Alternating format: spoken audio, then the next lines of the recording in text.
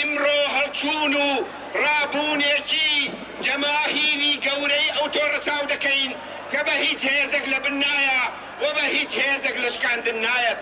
ئەویش نمونەی ئەو ڕاپەڕینەی شاری دێرین و خۆشەویستی کوردستان شاری هەولێری قارەمانە.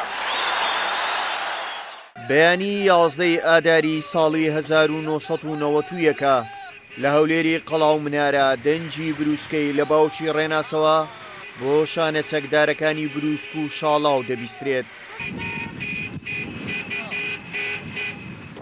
ئەوە ئەو بەرنامەیە کە لەلایەن بەرەی کوردستانیەوە بۆ ئازادکردن و ڕاپەڕینی شاری هەولێری هۆلاکۆبەزێن دانراوە. شاری هەولێری قارەمان شاری دێرینی کوردستان شارێکە هەمیشە بە زیندوو ماوەتەوە لەگەڵ بە زیندومانەوەی خۆشیدا بە دنیای سەپاندووە کە گەلی کورد و نەتەوەی کورد هەر زیندوو دەبێنێتەوە واتایە.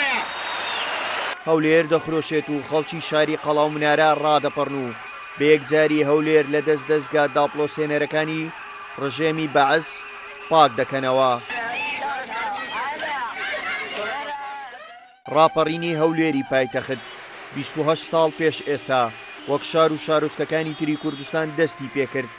ئەو کات هێزی پێشمەرگەی کوردستان بە هاریکاری ڕێخستنەکانی ناوشار و سەرپەرشتی ئازادکردنی شاری هەولێر و ئۆردوگاکانی دەوروبەری شارەکەیان دەکرد.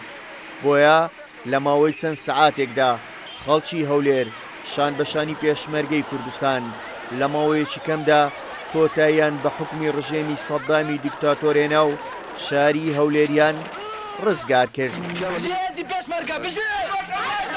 ڕۆژی 11 ئادار کە هاوکات بوو لەگەڵ ڕێکەوتن نامەی 11 ئاداری ساڵی 1970 ئەو کات خەڵکی هەولێر بە پشتیوانی بەرەی کوردستانی کە یەکێتی نیشتیمانی کوردستان بە سەرپەرشتی سەرۆک مامجەلال ڕابەرایەتی دەکرد هەموو ئەو دەستگایانیان لە دەست ڕژێمی بەعەس پاکردەوە کە چەندین ساڵ بوو خەڵکی هەولێریان لێوە ئازار دەدا.